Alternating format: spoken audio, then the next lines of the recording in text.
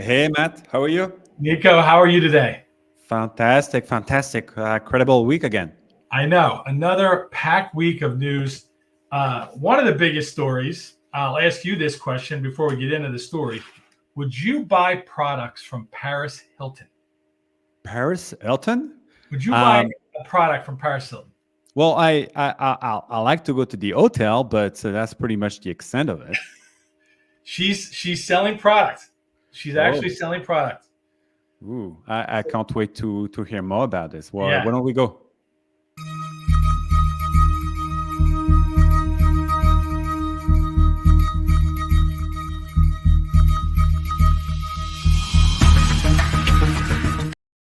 All right, everybody. This is Nico again with eStreamly, the company that gets you live stream and video commerce on your website, social media, email, SMS, wherever you are. The video is shoppable. So excited to be here. I am with my great host and friend Matt from E6 Marketing, the company that gets you on QVC and HSN.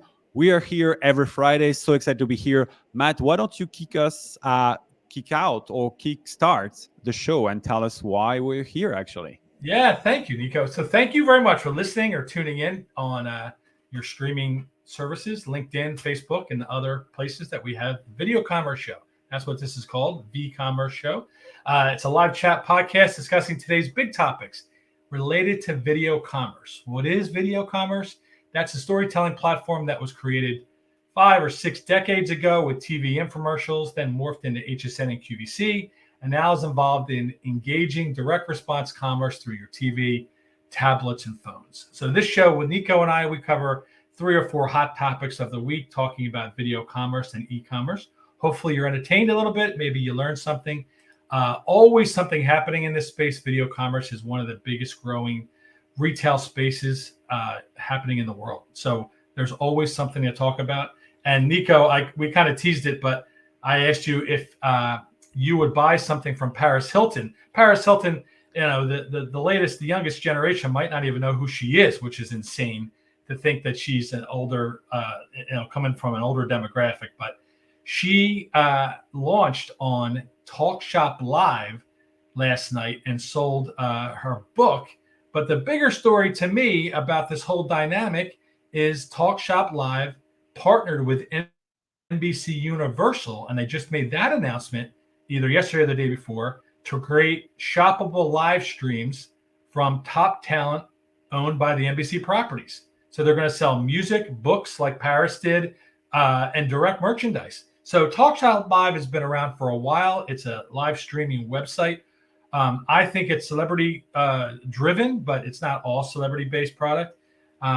I thought it was kind of limited in what they did, and I've learned otherwise. And this partnership with NBC Universal is huge. It is a very interesting, certainly interesting dynamic going on, right? So TalkShop Live have been around for some time already. We know that they have this partnership with Walmart, and this partnership is going on for a long time. So it's certainly working. It's certainly great to see more and more company like NBC adopting video commerce more aggressively and going into platforms that are not the traditional platform, because TalkShop Live is not this platform that I'm pretty sure if you talk to a lot of Americans, they were like, what is TalkShop Live? But still, it's a platform being used. What's really impressive with this show specifically, the one you're referring, which I think what happened like a couple of days ago, or maybe like even yesterday or something. I think it was last night. It was last night, right? 280,000 view. I mean, if you're a streamer, 280,000 view, it's a pretty big deal. It's actually very legit, as we say, right? I have a little concern if you actually go through the chat. The chat is not very active, so either it's like just passive viewers, or there may be something going on with that number. But still, I think it's what I've been hearing from a merchant that have been on TalkShop Live is that you get tons of view, absolutely tons of view. Sales is more questionable, at least from the brand I have worked with. They're mostly smaller brand from that point of view. So maybe once a reason, and I will assume that it's a less curated audience. And so if you do a show like that, if you're not like a big celebrity and people don't know you, you really have to build that community and that trust and everything. So you start getting sales. So I'm not so surprised you don't get tons of sales, but still, I found it very interesting and fascinating that that is going on. Oh yeah, I've been a fan of TalkShop Live for a lot of years, and from my experience working through QVC and HSN, the celebrity-driven brands are hot and cold. Sometimes the celebrities can drive it. If the celebrity is really into it and dedicated to the brand and wants to grow and that nurture the brand, and they're available, so they can be available in the studio live, then brands have celebrity brands really do well in that space, HSN, QVC, and otherwise. If the celebrity is disengaged, is not has nothing to do with the curation of the product or the brands, or it's just a face of the company, in my experience, those brands don't do very well. So TalkShop Live, I think, brings the viewership in through the celebrity-driven brands, and then wants a little bit of a spillover in their traditional video commerce brand selling. But I love the dynamic. I love it. And this NBC dynamic, beyond legitimizes live shopping. Like, this is hardcore. This is going after an older audience, television audience, which we know is more younger than baby boomer, or one generation under. This young 14 to 21-year-old doesn't watch as much TV as we do. But I love it. I love it for the whole dynamic of who we are as video commerce companies and fans and businesses. So I'm curious, is part of the deal they have like some, we talked about this per the past, they have a fast channel. I don't know, maybe they do, I haven't checked, but I would not be surprised if they do. And if they don't, I will not be surprised that they create one, because, like, as you say, right, they're getting access to prime talent. They already have tons of view. And if you look at TalkShop Live, this is not like a marketplace. I mean, they probably have some product in platform that you can purchase, but it sounds to me it's mostly a referral play. So it's really like you see the product, you can click, and then it gets you to the checkout by integrating with the checkout of whatever that merchant is. So it's a slightly different play, and I think NBC do obviously referral is probably very important for them, and so as part of their business strategy on that side as well. And so I think it makes tons of sense there. And NBC is they're really doing well. They're coming off the Olympic success. Oh yeah. They're getting back in the NFL football game. Like, they're doing a lot. They're moving a lot. They got multiple channels. So we're gonna see Snoop selling some stuff on some contraband. That would be brand right if he did that. That'll be fun, right? Yeah. All right. So why don't we go to the next story? And before we do that, I want to shout out to Jody, who sent us a nice message. Thank you, Jody. And it was actually for you, Matt. Thank you, Jody. Thanks for tuning in. Thanks for tuning in, and thank you for all the as for Cheryl also, that is also on Facebook right now. So thank you for being here. Thanks for the rest of the audience. Unfortunately, on LinkedIn, I think we are not able to get your comments, or at least see that. So unless you comment, we can't see it. So feel free to chat. We always love to hear from you. So the next story, it's a story that was reported initially by Shopify, a newsletter that I follow and have been talking quite a bit on the show. And the guy who is running that, his name is Paul, is really an amazing guy. And he's doing this deep dive on everything, e-com and payment and all those 360 views that I think makes it very unique. The story that he reported, or at least he spotted from someone else, is about the worldwide traffic for e-commerce. And what's very unique is that basically, SimilarWeb, they make those ranking of like the different global e-com website. Number one is Amazon. I think everyone is not surprising. But the second one is Temu. And that's amazed me, because Temu is the second most visited e-com website in the world. What's really amazing, they overtook eBay.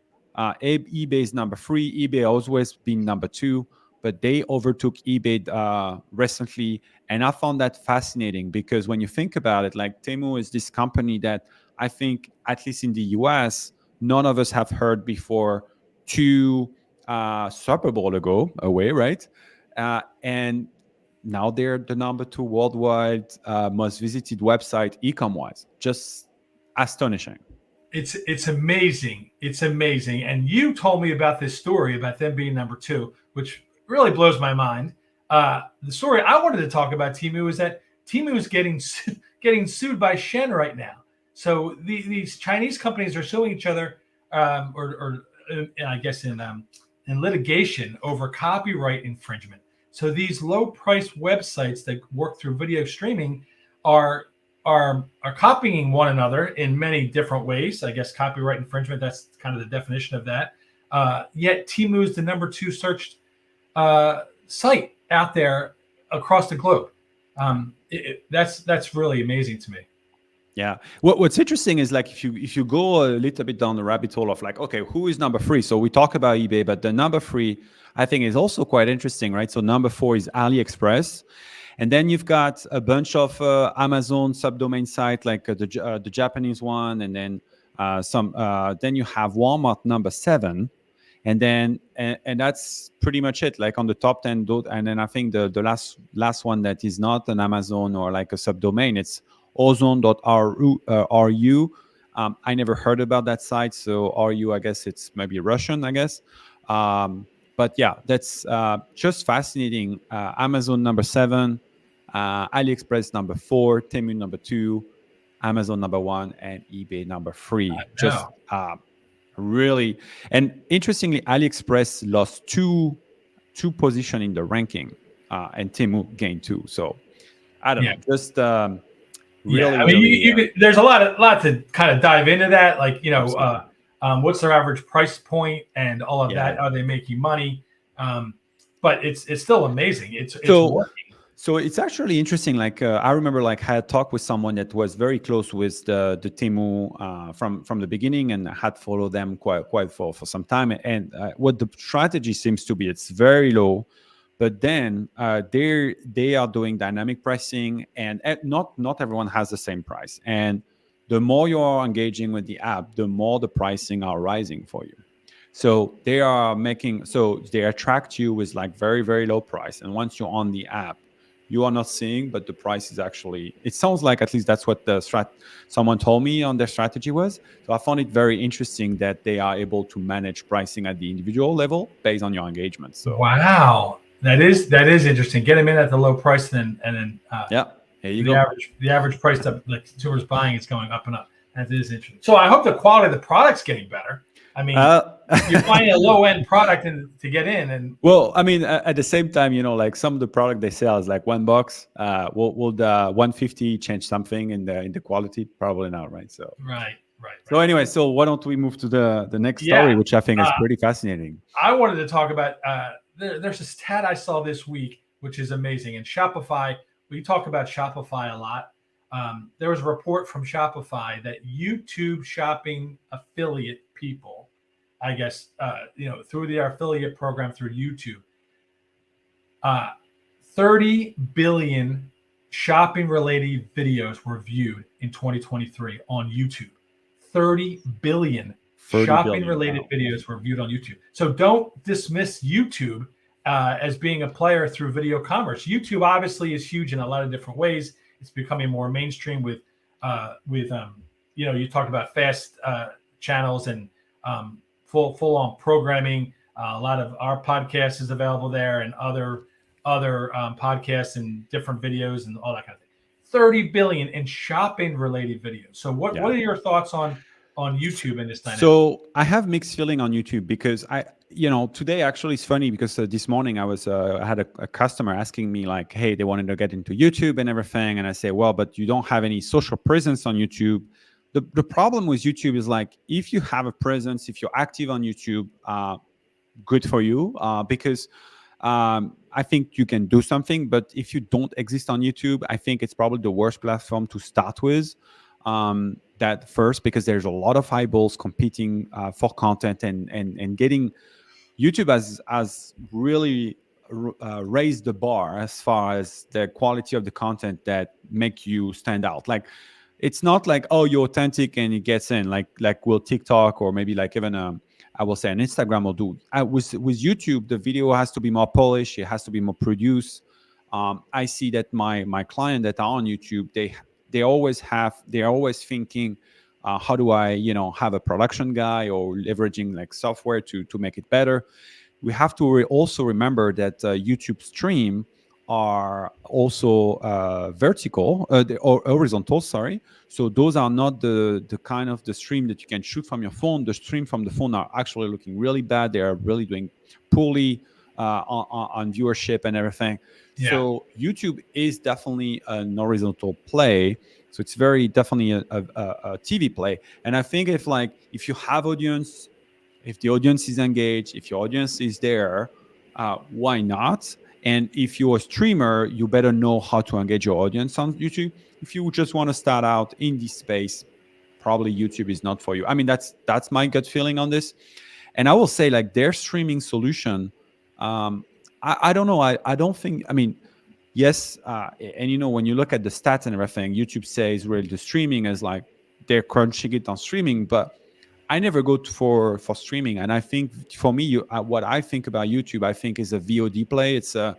They try to get in the short, but it's mostly like long form content, maybe some short, some more and more some short form, but it's not so much of a stream play in my point of view. I hear exactly what you're saying. I would say don't dismiss it. Yeah, don't dismiss it. YouTube, just like all these other platforms, it's only growing. Yeah. And I don't think they've really figured out exactly where they want to go yet, but they've got so many views, not just with shoppable videos, but everyone's on YouTube. Everyone goes to YouTube, especially this younger generation of pulling content out. So if you have to produce two separate video live streaming, live selling videos, then you produce two different videos, one for one platform, one for the other.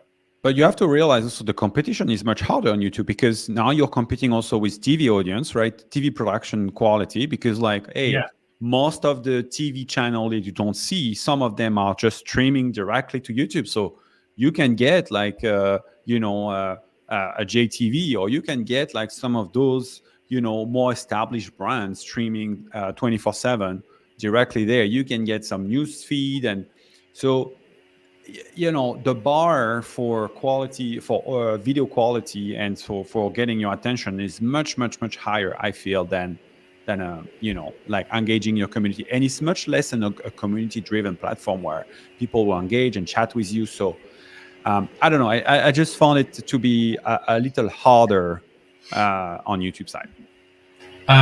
Again, I wouldn't dismiss it, but to your point, I think you have to build up towards it, or at least be established in your processing through video streaming before you jump in. Yeah, love it. So I don't have a fourth story. I just want to do a quick shout out to Jelly Jelly. It's an app that I've heard about recently. The founder of that app actually was someone that was also the co-founder of Venmo. So probably something we want to pay attention to. It's a short podcasting video format, so you can. It's a web app. It's not something you download, at least at the moment. I don't know much about it. I just signed up, got the invitation, just joined in, found it pretty cool. So basically, you can record yourself for 30 seconds, so very much short form, and they call that short podcasting. So they're really playing around that short form podcasting. So I do like the concept, and invite you to check it out if you want to. It's jellyjelly.com. So it's an extension to your podcasting. It's not video commerce per se. Yeah, it's really like about, I think it's the idea, and it's really, there's a lot of AI built in, so it will directly have like like the small, like the overlays and everything, so you can really actually, when you got into the app, the audio is off, so you actually read. It's a video read first, very much like when you scroll down your LinkedIn and you see like a short clip of a podcast, very much like that. And so you just get to enjoy and end up swiping content, and then at some point maybe you're gonna turn. Yesterday I found myself swiping around like maybe 10 different video reading, and then putting the audio on. So I thought it's actually pretty cool, because maybe like right now, like as soon as you get into a video app, boom, you get the audio in, and at least I don't know, I just found it pretty interesting. Okay. My shout out is, I want to get deep into this, but I saw another article this week about the struggles with Home Depot and Lowe's, and they were talking about, home projects fell off and sales are down at Home Depot and Lowe's, and Lowe's.com and HomeDepot.com. Where on the contrary, Target and the TJX brands like TJ Maxx and Marshalls and Home Goods, they're up. So what's the dynamic? Why are these retailers polar opposite of one another at the moment? And I took out of it with value and diverse products. So the TJ Maxx and the Targets of the world are offering value on a consistent with diversity of product. So the consumer is always on their toes. They're always seeing something new. Home Depot and Lowe's, they're dedicated to one kind of dynamic of home building and home improvement. And right now with the economy and with the rates and things like that, I think many Americans are backing off the dynamic. Yeah. So my shout out is, which is a long-winded way to say it, on HSN and QVC this weekend, or at least today, everything you buy is on 5 payments. So you could break up your payments interest-free on anything you buy, either on QVC or HSN or their websites. So that is one of the dynamics that make home shopping special still to this day, is that you could break up your payments to make it more affordable.